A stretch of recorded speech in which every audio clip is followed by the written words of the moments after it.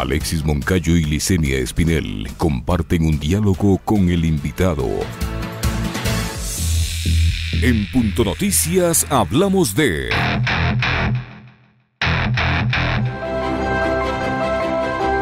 La transferencia ordenada, legal y pacífica del poder es uno de los sellos definitorios de la democracia estadounidense.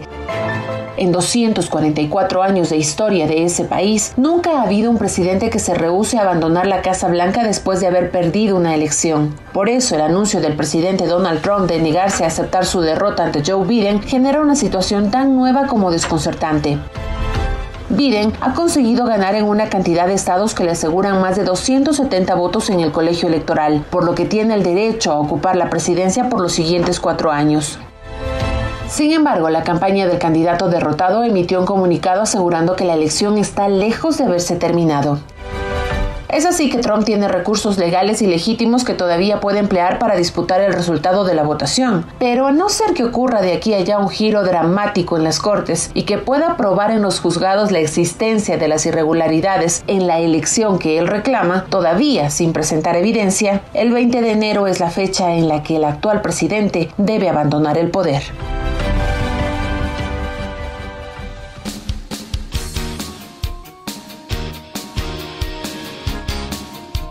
7 de la mañana con 44 minutos, 7 con 44 minutos. Saludamos vía telemática al doctor Fernando Yepes, ex vicecanciller del Ecuador, que nos acompaña ya para nuestro segmento de entrevistas. Doctor Yepes, buenos días, bienvenido. Le saludamos a Alexis Moncayo y quien le habla, Licenia Espinel. Hay ya una definición en torno a quién va a ser el nuevo presidente de los Estados Unidos y se trata del demócrata Joe Biden, acompañado de Kamala Harris, la primera mujer en ocupar la vicepresidencia de la República y la primera afroestadounidense en llegar a un alto cargo como es la vicepresidencia de los Estados Unidos. Hay expectativa a nivel mundial por lo que será el gobierno de Joe Biden, que ya ha dado algunas líneas de lo que va a hacer sus primeras acciones, por ejemplo, esta acción directa para enfrentar la crisis sanitaria que vive Estados Unidos, sin duda uno de los países que peor ha manejado la situación del coronavirus. ¿Qué decir de este triunfo ya ratificado de Joe Biden? Doctor Yepes, buenos días, bienvenido. Muy buenos días, Licenia, muy buenos días, Alexis, buenos días a todos y todas. Mil gracias nuevamente a Pichincho Universal. Realmente la victoria de Joe Biden tiene consecuencias en los Estados Unidos, en la región y en el mundo. Las elecciones en Estados Unidos, por ser la primera potencia del mundo, tienen este tipo de efectos en todo el mundo. Creo que es inobjetable la victoria de Joe Biden. Creo que las proclamas del presidente Trump, de denuncias de fraude, que agotará todos los recursos legales, poner sombra de duda al resultado, desde antes de las elecciones, cuestionar cualquier resultado que le sea desfavorable, hablan mucho de la forma en que se ha manejado la administración Trump durante estos 4 años. Es decir, la demolición de la institucionalidad, el manejo antojadizo e irresponsable de la política, el manejo de la política por Twitter, no por los canales institucionales regulares, la violación de la norma, es decir, es un reflejo de lo que ha ocurrido durante estos 4 años. Las primeras declaraciones del presidente electo Biden, cuyo triunfo no solamente de acuerdo con el sistema electoral norteamericano, sino en el caudal de voto popular, es realmente inobjetable. Adicionalmente, hay que considerar que es el presidente que mayor voto popular ha recibido en la historia de los Estados Unidos. Eso legitima, sin duda, su elección. Sus primeros anuncios han sido, a mi juicio, pues positivos. Han ido al encuentro de lo que espera la sociedad americana. La sociedad americana espera un renovado baño democrático, un reencuentro social, y ha hecho un llamado a sanar la sociedad americana. Igualmente es muy positivo el llamado sobre el tema del cambio climático y algo pues inmediatamente de interés inmediato, el manejo de la pandemia, que como se señaló en los Estados Unidos ha sido pues un país que peor ha manejado internamente el tema de la pandemia. E internacionalmente también pues la negación de la pandemia, la acusación a la Organización Mundial de la Salud, la amenaza de retiro, el recorte de fondos, dan pues una idea clara de qué tan mal se ha manejado este tema de interés universal y que ciertamente ha afectado tremendamente a los Estados Unidos. Embajador, por ese manejo de la pandemia y de otros aspectos también de la sociedad en los Estados Unidos, ha habido un sector que ha sido uno de los más perjudicados, ¿no? O sea, si bien la clase más desfavorecida se ha visto perjudicada, pero uno de esos sectores ha sido el de los latinos. Los latinos no han tenido acceso a la salud, no han tenido acceso a los servicios sociales, etcétera, etcétera. Por eso quisiera entender por qué, en cambio, Trump y el discurso de Trump ha recibido tanto respaldo de los migrantes latinos, por un lado, y ahora los demócratas, que se han alejado precisamente del voto latino, ¿cómo tienen que procesar las inquietudes, las necesidades de este sector tan importante de la sociedad en Estados Unidos para enfrentar de aquí en más el gobierno de 4 años y las próximas elecciones también? Muy bien, Alexis. Mira, yo creo en primer lugar que el voto latino no es un concepto unívoco en los Estados Unidos. El voto latino está profundamente segmentado y muy claramente diferenciado. Uno es el voto de los latinos residentes en la Florida, por ejemplo, que son pues los gusanos, son la gente que ha salido de Venezuela, es la gente... Y los anti-Chávez. Exactamente, son justamente aquellos que son la punta de lanza de las políticas más reaccionarias de los Estados Unidos hacia nuestra región. Aquellos que creen que Biden es comunista, aquellos que creen que pues, se puede convertir con los demócratas los Estados Unidos en un país socialista, lo cual es absolutamente pues, absurdo.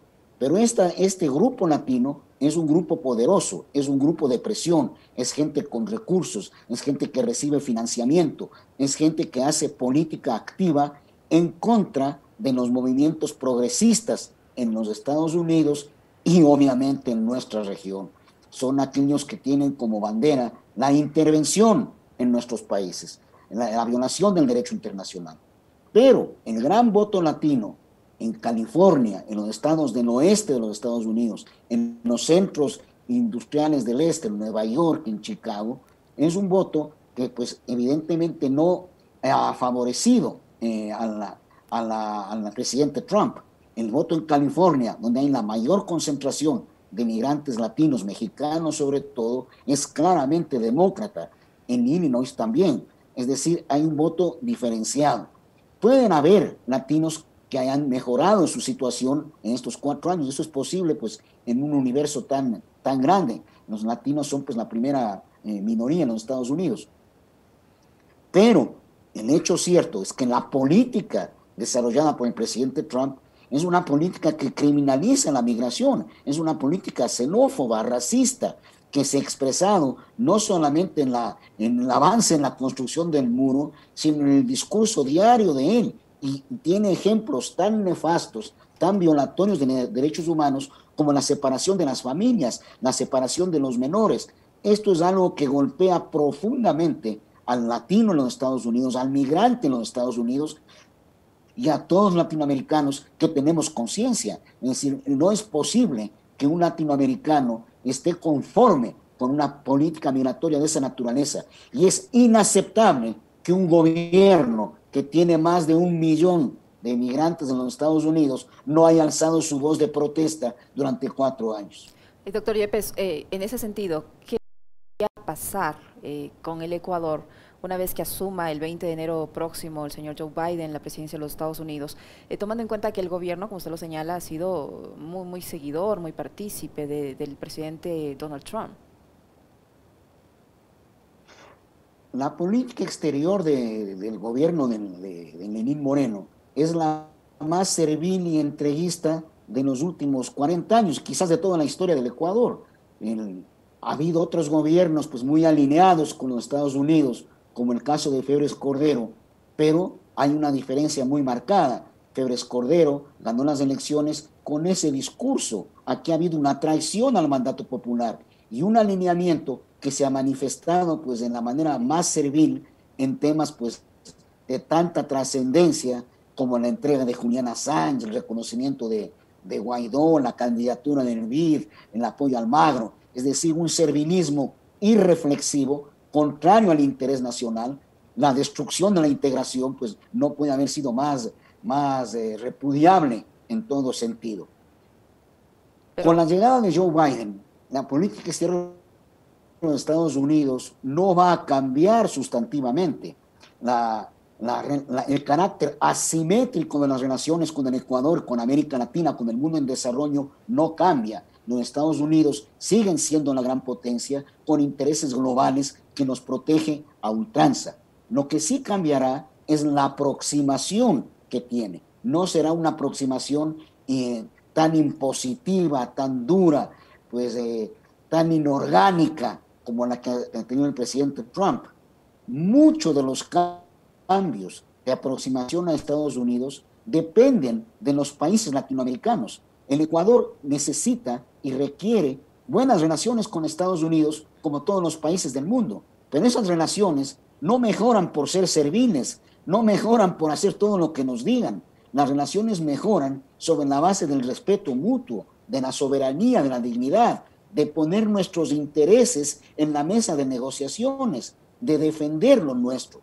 Si en el Ecuador, como espero, triunfa con seguridad un candidato progresista, la aproximación nuestra variará sustantivamente y eso dará lugar a una negociación, a una relación más fluida, más franca, más directa, pero sobre la base del respeto mutuo, de la soberanía y de la conjunción de intereses, no de la imposición, no de una cooperación descentralizada, clientelar, sino de una cooperación estructurada que responda a los intereses del Ecuador.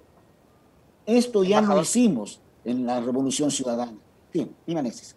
Embajador, ahora, en materia geopolítica, ¿qué es lo que debemos de esperar, digo, en el mundo entero con respecto a la llegada de Joe Biden? Porque hay relaciones que si bien en el gobierno de Trump mejoraron o hubo un cierto acercamiento, hubo otras que empezaron a deteriorarse. Me refiero, por ejemplo, a que se acercó con el líder norcoreano, pero las relaciones con China se deterioraron. Y vemos que ahí hay una puja y hay una pugna permanente porque se trata de las dos principales economías del mundo. Entonces, ¿qué es lo que debemos esperar con respecto del manejo geopolítico? Creo que ahí también valdría su apreciación con respecto del rol que va a jugar Putin y Rusia. Yo creo que en el manejo geopolítico global de la política de los Estados Unidos van a haber también cambios en las aproximaciones, matices en la ejecución. Los intereses americanos no van a variar. Para los Estados Unidos, sus intereses frente a China están muy definidos. Tienen que de alguna manera pues hacer frente a este gran crecimiento de China, a su gran expansión, a su mejor relación con el mundo entero. Eso afecta intereses comerciales, económicos estadounidenses y ciertamente también su capacidad de tener una política hegemónica, es decir, de tener países totalmente bajo su control. Embajador. Tú mencionas solamente para referirme a lo de Corea del Norte. Alexis menciona como un ejemplo de positivo la aproximación del presidente Trump a Corea del Norte. Ese puede haber sido un paréntesis muy transitorio de apariencia positiva, pero en el fondo ha sido muy relativo. Pero fíjate en el escenario global, además de la confrontación con China, de los recelos que hay en el mundo entero, Trump ha sido uno de los destructores del multilateralismo, que es justamente el instrumento más apto que tenemos las naciones del mundo para poder avanzar en una concertación, para poder avanzar en crear un mundo pues más equitativo, más justo, más solidario. Fíjate en la posición frente al cambio climático, sale del Acuerdo de París. Fíjate en la posición en temas de seguridad. A los pocos días de asumir la presidencia, dejó sin efecto el acuerdo con Irán. Fíjate en la actitud en la OMC, donde busca su reforma, donde quiere eliminar el órgano de solución de diferencias. Fíjate en el manejo de la pandemia. Fíjate el tema de la OEA, de la integración regional. Es decir, Trump se ha manejado en el mundo como un elefante en una cristalería y con un puño de hierro, es decir, dispuesto a hacer sentir su peso. Fíjate en la relación con Europa, no puede ser más deteriorada. Es decir, aquí la agenda de Estados Unidos va a reconstruirse en sus maneras de aproximación. los intereses sustantivos no van a variar, pero la aproximación, sin duda, creo yo, será más constructiva, más profesional y más reflexivamente ejecutada. ¿Qué posibilidades tiene el actual presidente Donald Trump de recurrir ante la justicia y hacer que el resultado sea distinto al que ya sabemos, que ganó la presidencia Joe Biden? ¿Qué posibilidades tiene de que eso ocurra, por un lado? Por otro, el presidente electo de los Estados Unidos, Joe Biden, ha señalado en su primer discurso que será un presidente para todos los estadounidenses, no solo para los que votaron por él, en un país evidentemente polarizado. ¿Usted cree que lo pueda conseguir, que pueda superar esta polarización que vive Estados Unidos? En primer lugar, el tema de los recursos, de judicializar los resultados, de acudir a las cortes, es un recurso previsto en la normativa de los Estados Unidos. Es decir, es un recurso legal al que tiene derecho el candidato perdedor a acudir. Sin embargo, será muy difícil o es imposible probar las irregularidades pues que puedan alterar sustantivamente un resultado tan claro. La función judicial en los Estados Unidos es una función judicial seria, muy de gran tradición, más allá de que pueda haber jueces conservadores o no, pero no hay sombras de duda sobre la integridad. Es uno de los pilares de la institucionalidad de los Estados Unidos que hoy, creo yo, deberán ratificar lo que sin duda es la expresión de la voluntad del pueblo de los Estados Unidos, tanto a través de los colegios electorales como de la gran victoria en voto popular. El llamado del presidente Biden a la unidad, a que será el mandatario de todos los americanos, es sin duda positivo, y eso cala muy bien en una sociedad fracturada como la de los Estados Unidos. Sin embargo, la recomposición social en los Estados Unidos no será sencilla. No será sencilla porque tiene heridas profundas y sobre todo también porque el discurso del presidente Trump ha calado en grupos extremistas, ha calado en aquellas comunidades predominantemente blancas que no tienen una condición de vida adecuada, acorde como tienen las grandes corporaciones del este y del oeste, donde hay la riqueza que hace de los Estados Unidos una potencia. Esa desigualdad Trump la ha focalizado frente a la migración, frente a la xenofobia, y ha generado una fractura social muy grande, no solamente en el campo frente a los extranjeros, sino internamente, el racismo, el supremacismo, la violación de derechos fundamentales, de derechos civiles, ha regresado a los momentos más duros de los años 60.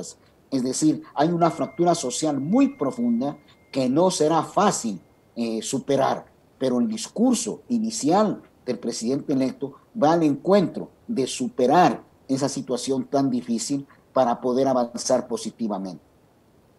¿Y ahí cuánto le va a la Cámara de Representantes como el Senado de acuerdo a la nueva conformación, embajador? No es tarea sencilla. En la Cámara de Representantes entiendo que los demócratas mantienen mayoría y en el Senado no. Eso implica que la necesidad de concertar, de llegar a negociaciones políticas, que entre los dos partidos tradicionales de Estados Unidos se ha sido una práctica permanente, una práctica usual. Esa práctica se fracturó más con la administración Trump, en la cual el presidente rompió los canales institucionales, no solamente en la política exterior, sino en la política interna. Yo recuerdo, el presidente Trump asumió en enero del 2017 y haber tenido una conversación con un embajador americano luego de 9 meses y me decía que estaban sorprendidos de que todavía no nombraban los subsecretarios en el Departamento de Estado. No había pues una estructura orgánica que funcionaba. Eso mismo ocurrió en la concertación legislativa. Los republicanos no han visto a Trump estos 4 años como uno de sus hombres. Trump es un fenómeno político en los Estados Unidos que refleja la situación compleja de esa sociedad, del bipartidismo político y de las divisiones que existen. Los republicanos más representativos de gran prestigio han cuestionado profundamente en el accionar de Trump. Inclusive, hace unas 3 semanas, recuerdo, hubo un artículo muy interesante en el que recogían las opiniones de varios republicanos, halcones republicanos, como el famoso embajador John Negroponte, en el cual él decía que lo mejor para Estados Unidos es un triunfo demócrata que reencauce la institucionalidad de los Estados Unidos, que permita que los intereses permanentes de esa potencia sean atendidos de la mejor manera, y no a saltos y brincos vía Twitter, como lo ha hecho el señor Trump. Embajador Yepes, para finalizar, yo quisiera un análisis suyo respecto a la toma de posesión del presidente, el nuevo gobierno, en realidad de Bolivia, el señor Luis Arce, quien aseveró que gobernará sin odio, pero con justicia, con un gobierno para todos, sin discriminación. Y el hecho de que entre todos los asistentes a este cambio de mando haya estado el precandidato a la presidencia de la República, Andrés Arauz, en representación, no sé si de Ecuador, pero al menos en representación del progresismo. ¿Qué opinión le merece? El triunfo de Luis Arce en Bolivia es el triunfo de la democracia, es el triunfo de los pueblos de nuestra región sobre el intervencionismo, sobre el fascismo, sobre el golpismo. Es una reivindicación no solamente del presidente Evo Morales, del MAS, sino de todos los pueblos de América Latina, que hemos rechazado claramente el intervencionismo y el golpismo. La presencia de Andrés Arauz en ese importantísimo encuentro en Bolivia, porque tiene un significado profundo, como dije anteriormente, vinculado a la vigencia de la democracia, a la defensa de la democracia, a la integración regional, es muy importante porque es un reconocimiento a la primera fuerza política del país, a su proyección internacional y a la conjunción de intereses.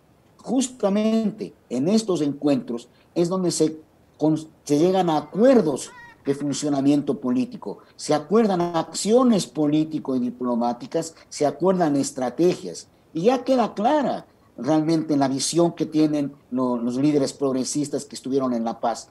Fíjense ustedes las entrevistas que ha tenido Andrés Arauz con los líderes más representativos que asistieron, con una agenda clara, no improvisada, ¿no es cierto? Democracia, integración regional, ecuatorianos en el exterior, relaciones birregionales, cooperación frente a la pandemia. Eso es estructurar una política exterior, estructurar una línea de acción.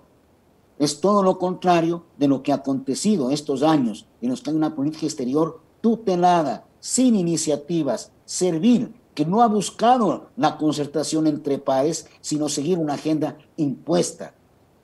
Los líderes progresistas de América Latina ya saben cómo proceder y seguirán el ejemplo de hace 15 años, en el 2005, en Mar del Plata, cuando se reconstruyó la relación hemisférica con los Estados Unidos. Se puso un alto al proyecto del ALCA, que era la doctrina Monroe para el siglo XXI en su máxima expresión.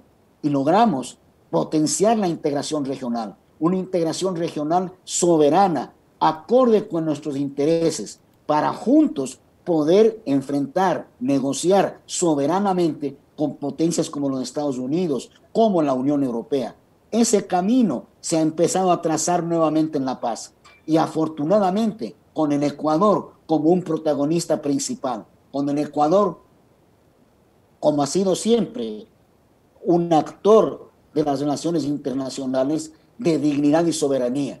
Nunca más servilismo, nunca más tutelaje. Ecuador digno y soberano es el camino que tenemos que recorrer. Ecuador digno y soberano e integrado a sus hermanos de América Latina, a sus hermanos del sur. Solamente así se defienden los intereses de las grandes mayorías. Solamente así se defiende la democracia de los pueblos. Solamente así avanzamos en la construcción de una sociedad justa en la que prevalezcan los derechos humanos. Una reflexión breve, embajador, con respecto al mensaje de Luis Arce de la necesidad de recuperar nuevamente la UNASUR y de apuntar a la reintegración de la región. Realmente esa es una prioridad. Haber destruido UNASUR, haber entregado la sede de UNASUR en el caso del Ecuador y haber sido un artífice de esa destrucción, de un proceso de integración claramente beneficioso, con un convenio jurídico estructurado, con un acuerdo constitutivo realmente de orientación, pues para el fortalecimiento de nuestros intereses es una prioridad. Yo creo que ha habido manifestaciones muy claras, el presidente Fernández, el presidente Arce, el candidato Andrés Arauz, es decir, hay las mejores perspectivas sobre la base de que es un imperativo para nuestra región contar con un proceso de integración fuerte, sólido. Ya hemos visto las consecuencias de haberlo destruido. Estar en las manos de una OEA que es servil al interés de la potencia, con un secretario general nefasto, descalificado, artífice del golpe de Estado en Bolivia, de la destrucción de la democracia. Pero es muy sensible que frente a esos atropellos no haya habido una voz clara para oponerse, que el Ecuador haya guardado silencio, que el Ecuador haya reconocido y mantenido relaciones con el gobierno de facto, que no haya cuestionado lo ocurrido, que haya apoyado la reelección de Almagro. Eso es inconcebible. Para todo eso es necesario contar con integración regional sólida, fortalecida, y reconstruir UNASUR es una prioridad sin duda para los próximos meses. Queremos agradecerle al embajador que nos ha acompañado, al embajador Fernando Yepes, ex vicecanciller de la República, que ha estado con nosotros para analizar estos temas de la coyuntura internacional, sin duda muy interesantes. Muchísimas gracias, embajador Fernando Yepes. Gracias, Liceña, gracias, Alexis, gracias a Televisión Universal. Chao. Punto Noticias. Estamos en las noticias que hacen historia.